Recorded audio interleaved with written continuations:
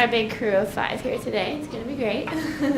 So my name is Amy Roberts, and I'm a loan officer for Northwest Farm Credit Services. And I specialize in young, beginning, and small producers. So I'm going to talk today about getting started in your farm and some of the financial pieces that you need for your foundation. So this is our agenda. So I'm going to talk a little bit about who Farm Credit is, the steps that you need to take when you're choosing an ag lender, also the special programs that we have that are available for people that are getting going in agriculture, and then also the credit piece, and not just credit score, but how lenders make their decisions about you, and then what it takes to prepare to meet with a lender. And then we are also going to go into credit scores pretty in depth. So, like I said, I'm a relationship manager for Farm Credit. I have an undergraduate from the University of Montana, Missoula, as well as an MBA. So I've been with Farm Credit for about 3 years, and all that time I've worked in the Ag Vision program, which is our special program for young, beginning, and small producers. So I'd like to start my presentations with our purpose. We truly live this every day at Farm Credit. It's very important to us in doing business with our customers that you align with these values and that we can share this mission together. So we're proud of this. We've been doing this for 100 years, and we truly stand by that. So who Farm Credit is, so we're in 5 different states: Washington, Idaho, Oregon, and Montana. We also serve the fisheries out of Alaska. And we truly finance anything that chews or grows. So we finance over 145 commodities in these 5 states. And we have served currently, this is last year's numbers, we're almost up over 20,000 now, farmers and ranchers in agriculture. So we're very involved in this industry. This is what we do. So we provide financing and related services to farmers and ranchers. We do have some eligibility requirements. You need to fall into one of these areas to get financing from Farm Credit. Part-time farmer, though, can mean only selling $500 a year in ag products. So we also finance to rural homeowners, so people that live maybe like Columbia Falls would be a place where we could finance. Farm-related businesses, agriculture cooperatives, and rural utilities. And these are the services, so there's a lot on there, and I put this up there to highlight that really anything that you might need to do within your operation, we can offer. So I think that we're truly a one-stop shop. It's nice to have a company where they can provide everything that you need. It makes the convenience much easier for your operation. And it's hard in ag, there's a lot going on. So when you have one company that can do everything for you, it really simplifies that process. So these are the things that make us unique. I think first and foremost is our focus on agriculture, food, and fiber, in that we know this business and we know it well. Our trusted advisor relationships, so we really focus when we get new customers that becomes a relationship. It's not transactional. We're not trying to put you in a box and get you out the door. We really want to work with you to help you become the best and most efficient operators that you can be.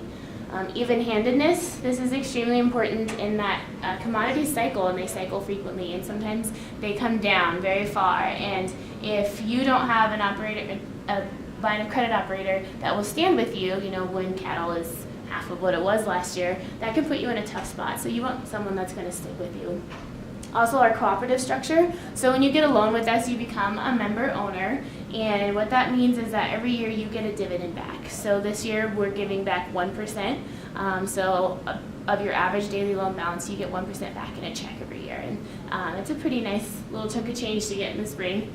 And then also being part of the Farm Credit system. It is a nationwide system, so we do have access to many more resources than other banks do as part of that in terms of funding, for interest rates, for specialized programs. We have a lot of flexibility within that system. These are our locations. We do have 12 different branches in Montana, so there is one near you. So yeah, go visit with them. So choosing an ag lender. So if you are at the point of where you think that you need some additional financing, whether it's to improve your operation, to expand, to get started, this is quite the process to go through. Ag lenders can be very different from each other, so there's a lot of thought that needs to go into it. So the first thing to do, define what it is that you want to do. Truly, are you looking to buy equipment? Do you need new land? Do you need to expand your land? Do you need to make capital renovations? What is it exactly that you're hoping to accomplish? What's going to be the best for your operation? So get that nailed down first, because that's going to define who can actually serve your operation the best. I would say always to start with your current lending institution. Wherever you have your checking and savings, go into the bank, ask to talk to someone that's an ag lender if they have one that specifically focuses on ag, or just a personal banker even. You just make sure that you're getting in front of the right person that can truly help you. And I say to start there because you have a relationship with them, and they're likely where you might have gotten your car loan or had your deposits constantly, so they've seen that you can manage money. So it's an easy place to start. So the basics that you're looking for when you're going to choose an ag lender. So products. So when I say product, that's truly the loan product, whether that's a term loan for a tractor or a cow, or a long-term real estate note, or an operating loan. Those are all called products. And so what you want to look for in those products is, do they have competitive rates? Can they match a term for you? So if you need to buy cows and you want to, or even let's say you want to buy a hoop house, if you want to amortize that over 7 years, do they have the availability to offer you that term, or are they going to make you term it out over 3 years? So you want to match up what it is that you need for your cash flow and for your capital expenditures. And then also structure. And what I mean by structure is that at Farm Credit, we can match whatever your cash flow is. So if you only get one check a year, you don't want to be paying your loans off every month. You want to make one annual payment. So you want to be sure to work with a bank that can structure their loans to match your cash flow. Also, does that bank have resources? So this means, do they do market research? Can they provide you with information that's going to help you do business better? And that should be readily available, whether online or in the information that they send out, quarterly. However it is, you want to be sure that you have access to that market research for the industry that you're in. And then also, do they offer opportunities for education? Agriculture is a constantly evolving industry, and it takes a lot of work to stay up on what's going on. So are they going to help you do that? Do they offer workshops, seminars? Will they send you to other companies to learn those things? What is it that they can make available to you? And then also alignment. I think about, if you need a team around you when you're an operator and a producer, people that can help you along the way. And so you want your loan officer to be one of those people. You want them to be part of your team, someone that you can go to for advice. So make sure that they really see that in you as well, that they want to create a relationship with you. And also the values that they offer. Do they give back? Are they stewards of their communities? Do they donate to charities? What is it that is important to you? You can really look for that in a lender as well. So some other considerations to make. Do they have a long-term presence in agriculture? The industry knowledge, it's hard if you sit down with a commercial banker and they've never raised vegetables. How do they know what the different marketing channels are? Do they know what the cost is? When they're evaluating your financials, you want to know that they have experience in that as well. And then also, can they loan you what you need? If you need only $5,000, do they have minimums that cut that off? Or if you need $5 million, do they have maximums that cut that off? Because you don't want to have to cherry pick, I can only do 5 million here and 10 million here, or 2,000 here, or whatever it is. You want to make sure that they can match what you need. Also, that they're competitive, especially if you're just getting started and maybe you don't have the same capital or liquidity that other producers do. Sometimes they'll still give you a loan, but that interest rate's going to be really high. So you want to make sure that you still get a competitive interest rate no matter your situation. That they establish trust with you, and that they're transparent. So, and that specifically relates to the cost of your loan. So what are the fees that they're going to charge you, and are those fair? And you want to make sure that those are pieces that you understand coming into it, so that you're not surprised on the back end. So questions to ask. Do you lend to ag operations like mine? I'm running into this a lot with especially smaller producers.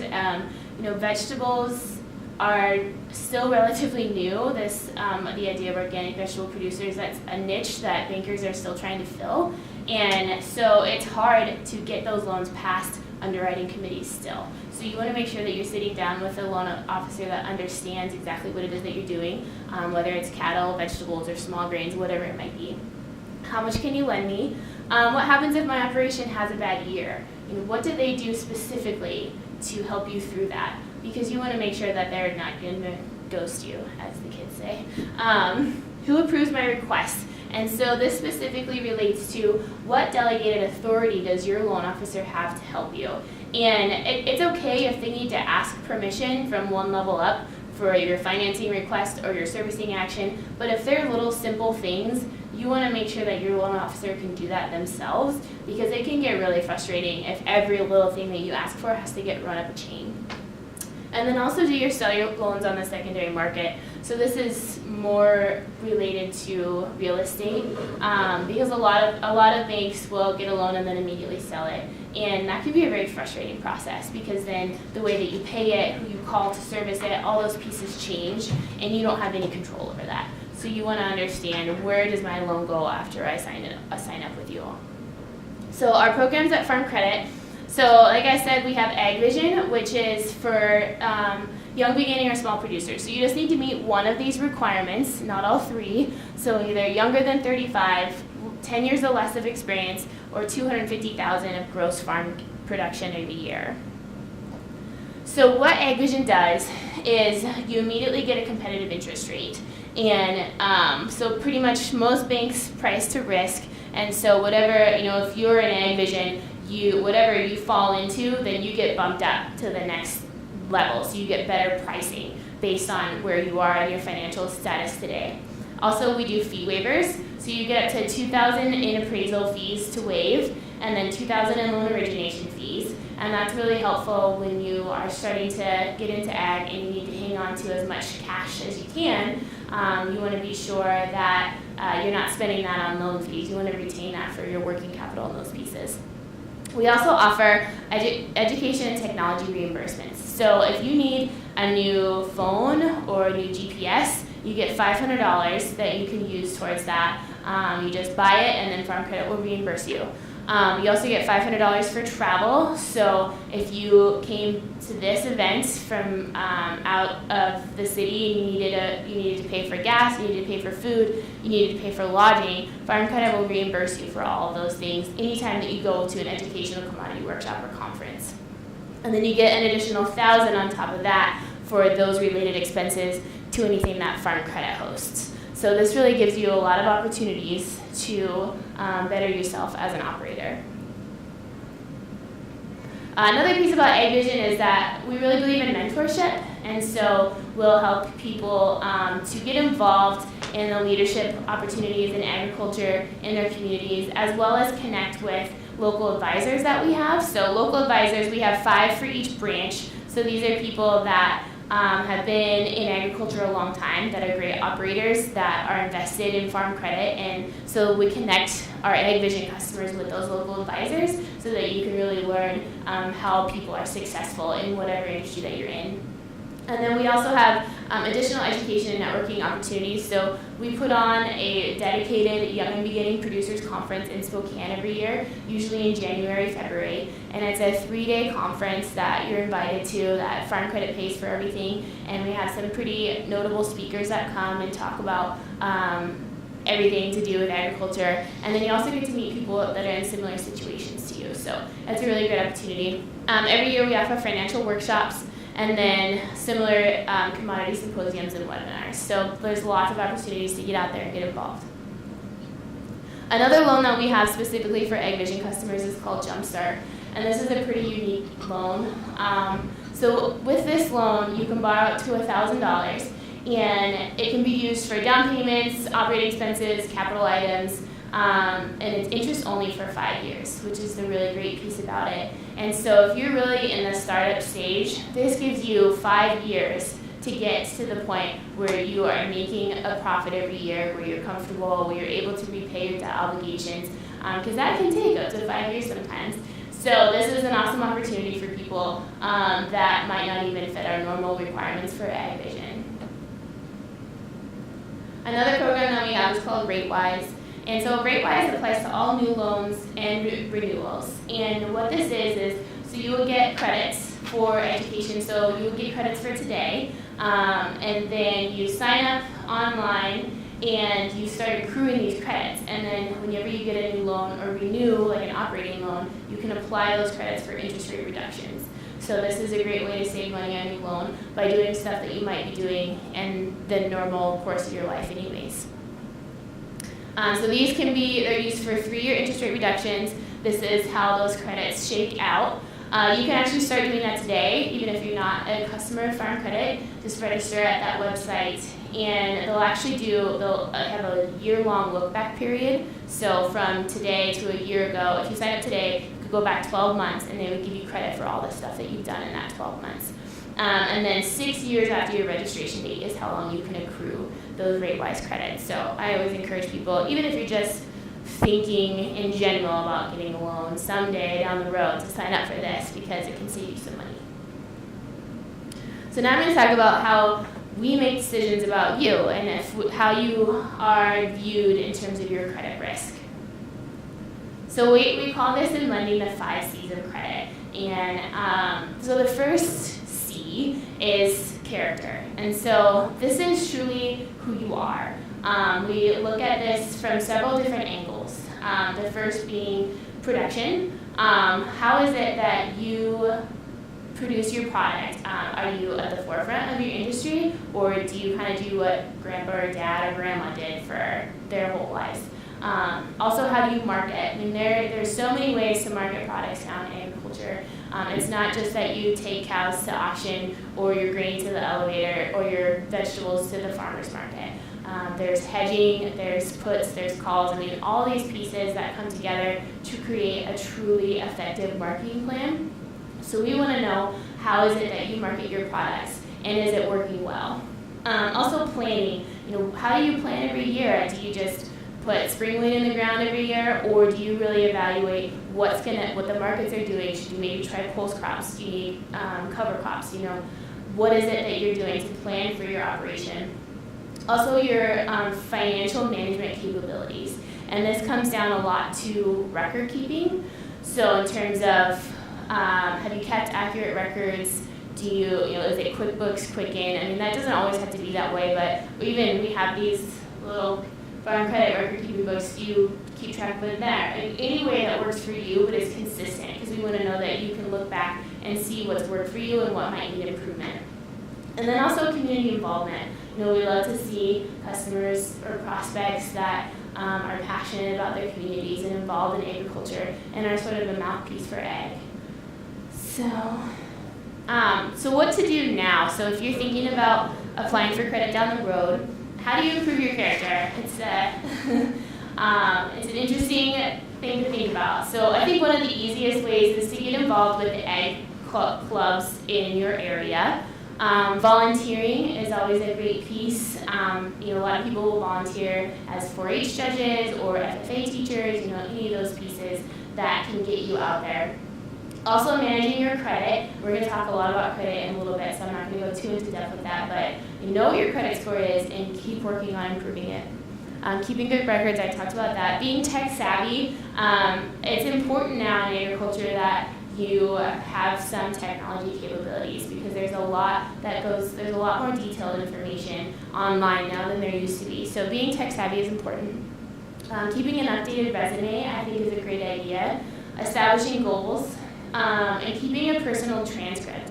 And so what I tell my customers to do is to start keeping track of this kind of stuff that they go to. So when they sit down with a lender, they can say, these are all the pieces of my foundation that I've built through these other organizations and through workshops, because it shows them that you're serious about being a really good operator.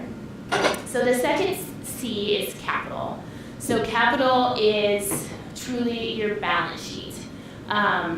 So since we have just a few people, how many of you have a balance sheet, have done a balance sheet? Okay.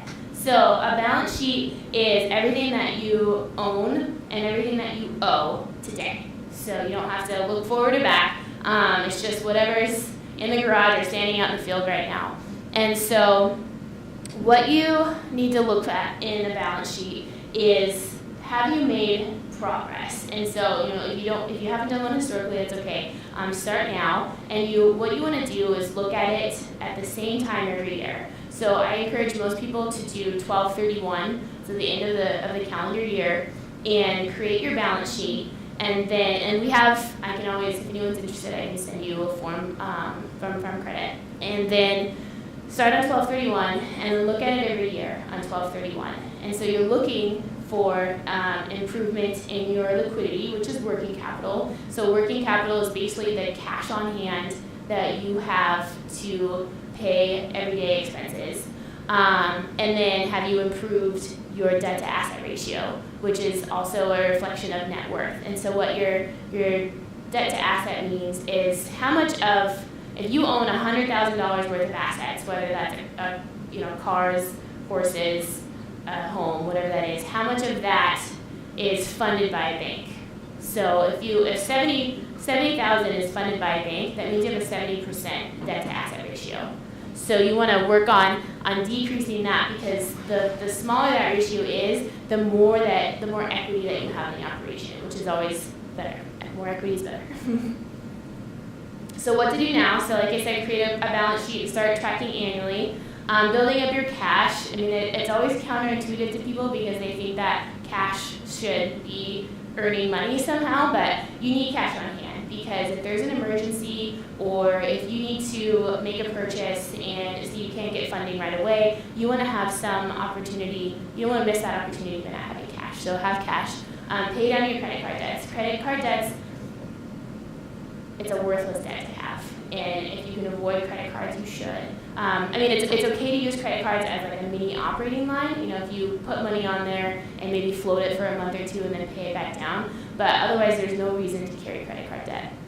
And then pay extra as you're able on term and long-term debt. So if you're trying to build up your equity, I suggest getting your tax return every year and making an extra payment on your car or making an extra payment on your home, so that you're building up a little bit more equity than you were originally on track to.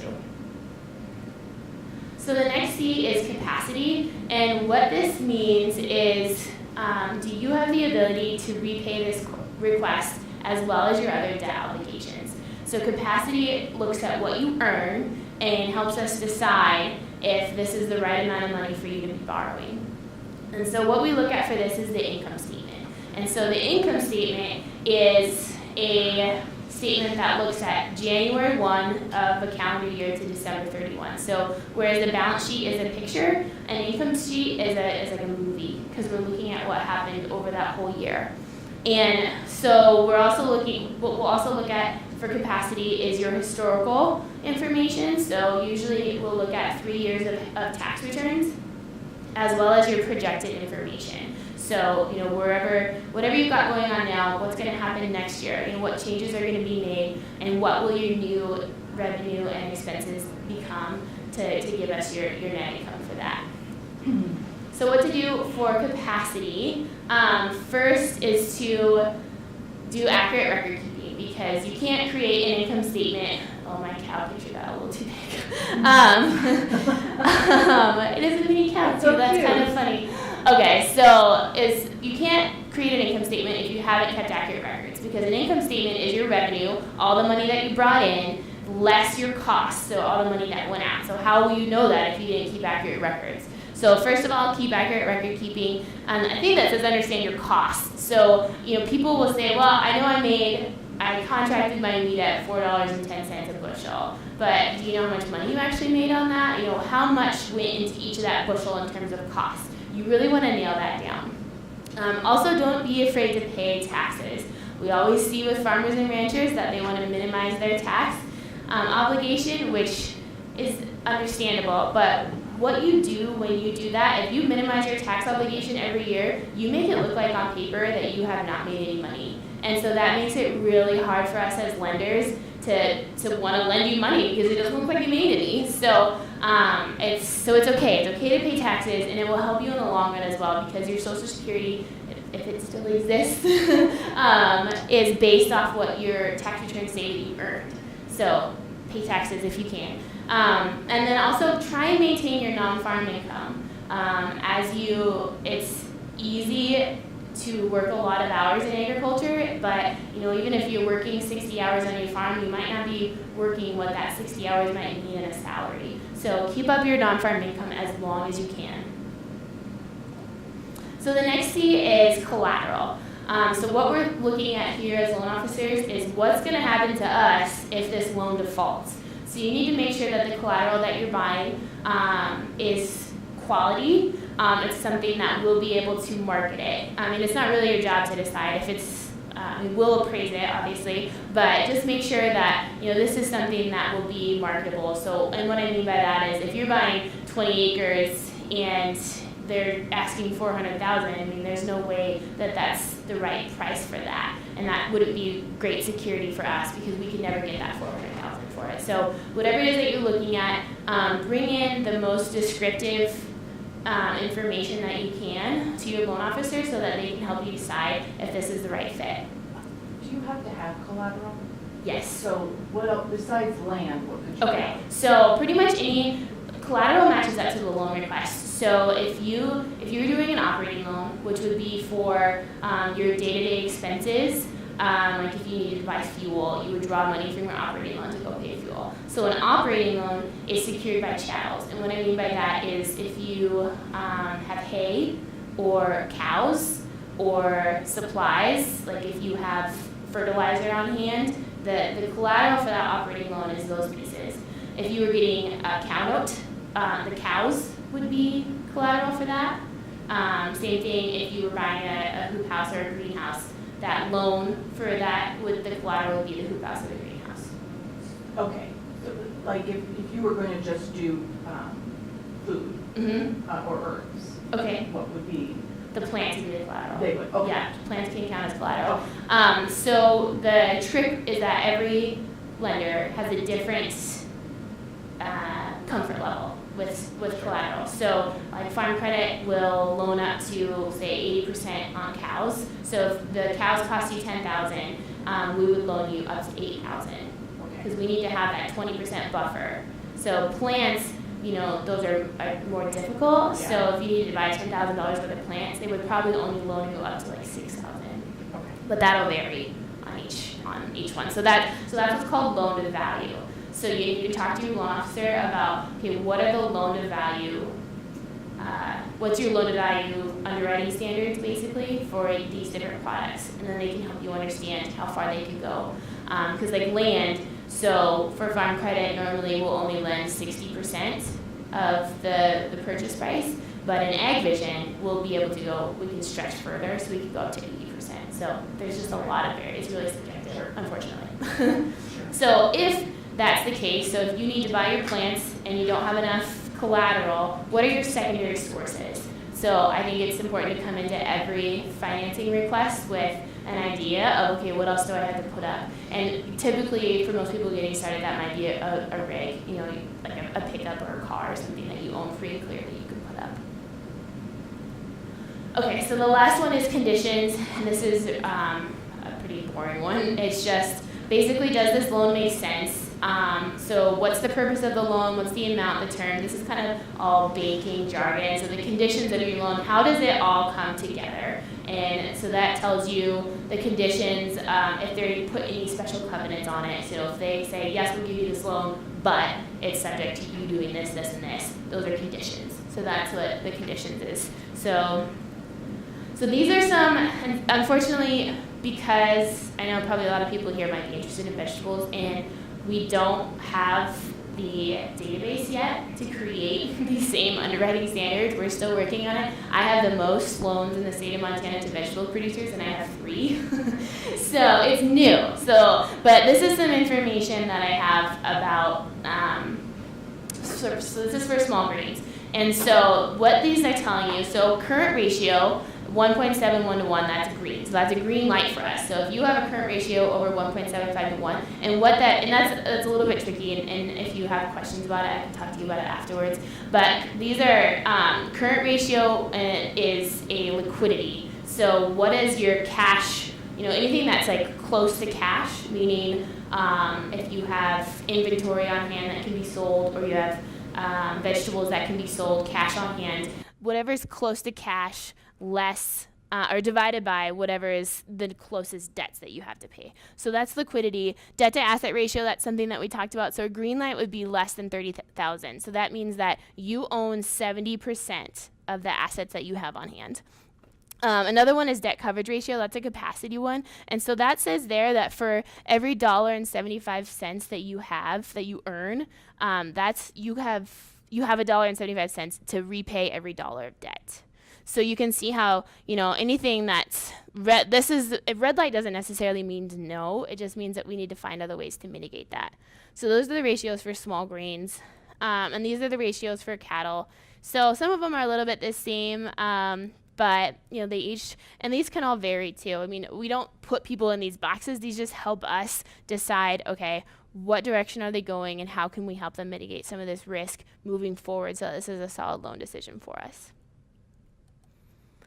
Okay, so this is something that I like to show because, and I didn't talk about FSA in this presentation, but they have a lot of programs available as well for beginning farmers. And so Farm Service Agency and Farm Credit work together frequently. And so if you are wondering, well, who do I go to first? If you can get a loan from FSA, always go to FSA first because they have really great interest rates and really flexible repayment terms. So I think it's always safe to start with FSA. So this is some ways to look at that. So how much do I have for a down payment? If you have 20% or less, start with FSA.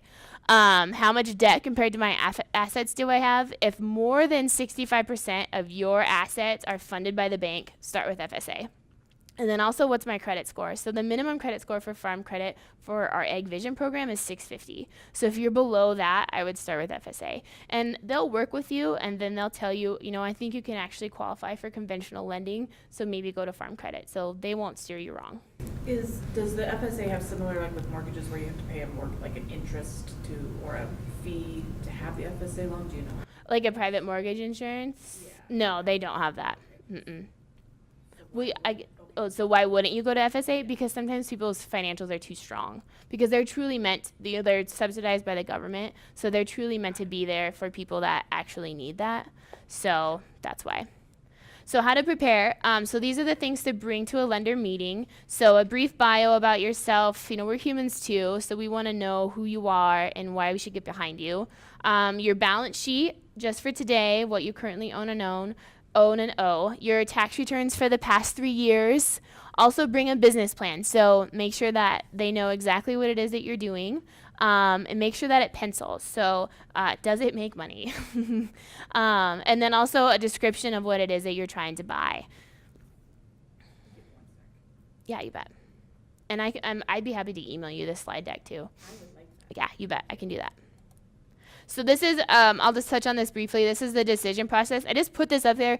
It doesn't always go this way. Sometimes loan officers can make the decision themselves, but this is sometimes what we go through as loan officers trying to get loans approved. So if it takes a long time, be patient because this is what's going on, is that sometimes multiple people have to look at this. This is what it is at Farm Credit. At other places, they'll have like the VP of credit might be, or the SVP of credit might be a loan committee. So sometimes it might take a few months, especially if your loan is kind of a stretch for that lender. They need time to go through these steps.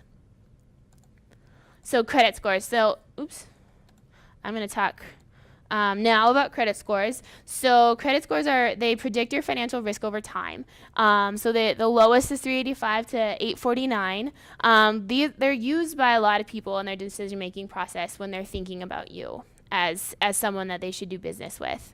So this is the credit score ranges. I always laugh at this graphic because terrible is like such a strong term. But really, if you're below 500, you need to start doing some work. Average is actually below where most lenders are. Most lenders want to see you at 680 or above. So you want to try and get in that good, very good, and excellent range.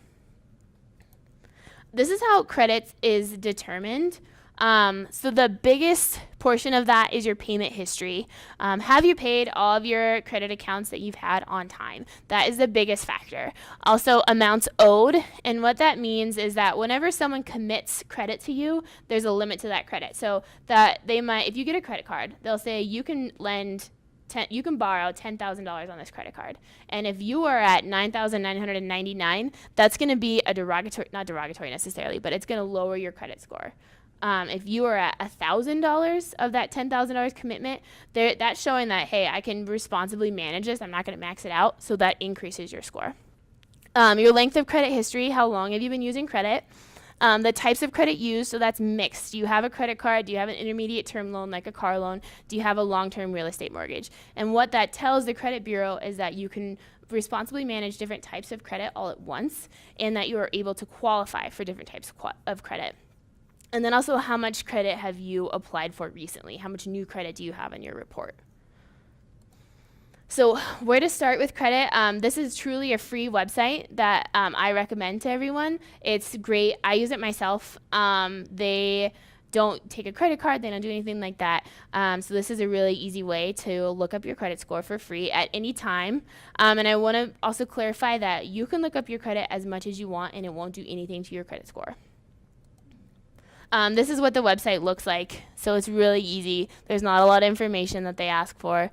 So what do you do if you don't have any credit? So one thing you can do is become an authorized user. And that means, if your mom or your dad or your husband or whoever, if they have credit, you can become an authorized user on one of their accounts. And that means that you don't necessarily have their credit card or access to their bank account. You just show up as someone linked to their credit. And then that will start creating a score for you.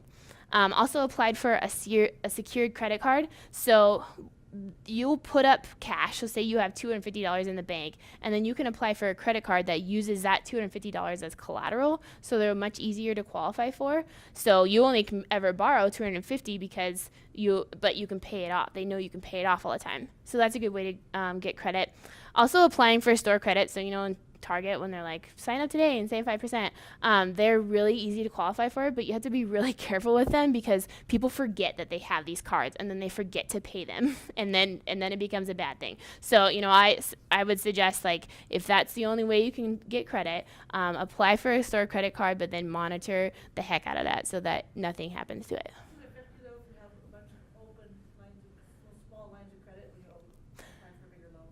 No, but this is for truly people that don't have credit. So if you're just trying to build your credit, you don't need to worry about this. This is just for people that don't have a score yet, because some people have never had one. So these are my tips for improving your score. So first and foremost is to pay everything on time. So setting up automatic payments, keeping your oldest line open. My mom opened a Macy's card for me when I was 16 that was connected to her account. And when she closed that was my oldest line of credit. When she closed that, my credit score went down 75 points. So it's really important that you keep those oldest lines open.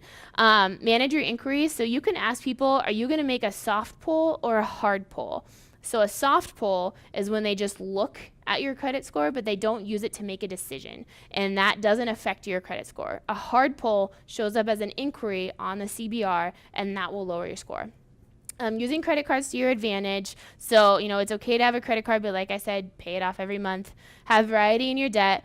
Add notes to medical collections. So that we see as a different kind of default. We understand that people go through really hard stuff sometimes. And so if you can actually go into your credit report and add a note right there that just says, this is what happened, this is why it hasn't been paid yet, this is how I'm resolving it. And then your loan officer will treat that differently than they would, if you hadn't paid off your Target credit card.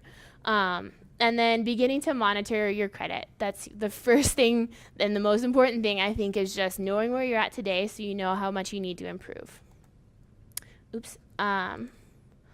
So like I said, knowing your credit score, a good score is important. I think people, sometimes underestimate how much credit scores go into our decision-making process. So having a good score is really important. And then above all else, please pay everything on time. So the last thing that we'll look at, I thought we'd look at some actual credit reports because that's kind of fun. So this is someone that has not had a great experience with their credit score right now. So they have a 614 credit score. You can see that what that says up there, those 30 days, 60 to 90 days, that's how many times they paid something late. So that person paid their bills 90 days late 40 times. So don't do that. Also, the percent available is 40%. So that means that they've used 60% of the committed credit out there to them. So if they have they had $100,000 committed to them, they've used 60,000 of that, and that's, you know, the credit score doesn't like to see that. This is their actual the different accounts that they've had. So this top one is a Capital One card, and you can see that that was canceled by the credit grantor. So that means Capital One said, I've had enough of you. I'm canceling this credit. You're done. So that's not great. We don't like to see that. Also, this next line is child support. So they stopped paying child support here. And so that tells me a lot of different things. I think about character with that. I think about their repayment ability. I mean, that's a big red flag. And then also they have this mortgage, which they have also paid either 60 or 90 days late many times. So as a bank, I don't want to lend a mortgage to you when you don't pay your own mortgage on time now. So that's the bad, not so good. Now we have a great credit score. So this is an 811, so it's really hard to get above an 820. So this person never pays anything late. They have 98% of the credit that's been committed to them available. So if they have $100,000 committed to them, they've only used $2,000 of that. And then this is theirs. So they do have a credit card. There is only $68 that they've used on that. They pay it on time every month. They have their mortgage, which again, the ones mean that it's been paid on time. So their mortgage, they paid that on time every month as well. And then they do have another credit card, a Cabela's, which they started that in 2002. So that shows me that they've been managing that credit card for 15 years. So that's a really good piece of their credit as well. Why do inquiries bring it down? Because sometimes it means that you're trying frantically to apply for credit, and so if you've applied for 6 different credit cards and had 6 different inquiries, it's just sort of a red flag to the credit bureau, why is this person seeking so much credit? But there is a caveat to that. If you're shopping for a car or a home loan, pretty much any inquiries within a 2-week period are consolidated to one inquiry. So if you're just looking in terms of, I'm trying to find the best rate for my mortgage, and so 3 different loan officers pull your credit report in 2 weeks, that gets consolidated to one. Yeah, I did that for a little longer period, and I kept bringing down my score. Yeah, it is a frustrating piece of it. Everyone goes through that. So that's it for credit scores, and that's it for my presentation. So I'll take a couple of minutes to answer questions if anyone has any. Does it go back up after a little bit, or do you just Yes. leave that? Yeah. Inquiries fall off after 2 years. Okay. So it takes 2 years for an inquiry. So I'm kind of wondering, we're thinking about expanding and building a barn shop house combination. Okay. Does that fall because of the house being there? Does that fall outside of the agricultural thing, or that be still considered in there? We call it a shouse, and it depends on what it is. So we do have a country home loan program, which it acts more like a conventional real estate mortgage, and if they'll help you build a barn shop house, but there's some specific requirements about what you're going to do with that land as well. So I can pass that information along to you if you're interested. Yeah, because I just didn't know which direction we should go, conventional home loan versus the ag. I would say probably Wells Fargo or someone might have a hard time with that, but Stockman Bank, Farm Credit, Yellowstone Bank, those are some ag lenders that are a little bit more familiar with that, so they could probably help you. When I saw your presentation last time, I kind of got that you should go with these other lenders first, and then you're kind of the fallback. But you guys have such great programs. Can we just start with? Yeah, yours? you can just start with us. I think that I just like to encourage people to go to FSA because of their interest rates, because they have 1.5%, 2.5%.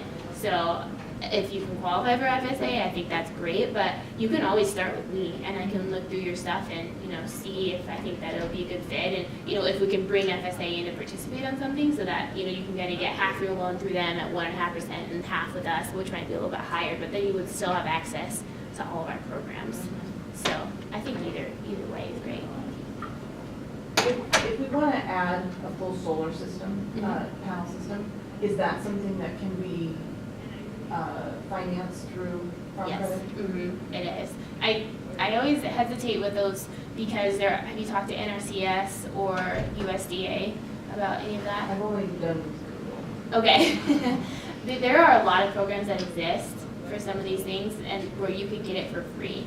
And so I'd be happy to talk with you about who else is out there that, because if you can get free money I like first. free money. Yeah. So I would say I'll pass along my contacts at NRCS and the USDA for you that you could talk to about solar panels. And then if you still need the money or if you need an operating loan or for whatever it is that you're doing, then we could look at that from a farm credit angle. Was it NR? NRCS. I had a booth here last year, I don't see one this year. Oh, really? I didn't look at that. Is there an office in Kalispell? I think that Yeah, there there is. is. Yeah. I think they're hooked with, No, I mean you guys. Oh, for us, no. You would go to Missoula. I wasn't worried. So I oh no, they do have cover those. like 21. all the Flathead Valley, and then Missoula, Dillon, Bozeman, Lewistown billing. So I pretty much have Montana, basically, is what I have. But so I would be your person, and I have lots of business cards. So if we wanted to buy a place, we have to make an offer on it first and then come to you guys? Yeah, because we don't do pre-approvals because we create all our financial analysis specific to that property. Because in ag, each one is different in terms of what it can earn. So I would say, if you get it by sell and then make it contingent on the appraisal and financing and all those pieces so that you have a lot of ways to get out of it, that's a good time to come and look at, even though it seems a little counterintuitive, like I don't have approval from the bank, but because we do that so specific to that property that it's easy, it's a good place to start when you get it by sell. Is it a pretty fast turnaround then, as far as approval? No, I'll be honest, it's not. These are a lot of times what we look at in Ag Vision. There's 20 reasons that we should deny it, but that's why we have this program, is so that we can work through all of those reasons and mitigate all that risk. But it just takes time. There's a lot more due diligence, a lot more verification, a lot more getting permission from people. So it's just a longer process. And then when we bring FSA in, who's a government entity, and they have a lot going on as well, then it just delays the process further. So, I would say my fastest turnaround would probably be 2 months. The more involved we get FSA or other pieces, sometimes it takes up to 4. That's worst case scenario. Would you recommend trying to get farm service before, say, man mortgage or something like that? Yeah, I would. Yeah, anytime you can use farm service agency, I would. I think that they have, they're truly meant for this. And they have almost no origination fees, and they can waive your appraisal, and they can really save you a lot of money. The cost that you pay is the oversight and some of the hoops that you have to jump through, because again, it's the government. Because I want to do an ag education center where people come and stay in Oh, yeah. cabins, and then they're able to learn things about permaculture. So I want to link the ag tourism. There you go. Okay, well, I think we're running out of time, but thank you, everyone. Thank you. I really It was appreciate great, it. Let me thank know you. if you have questions. I want to get my email to you. Yeah, absolutely. Anything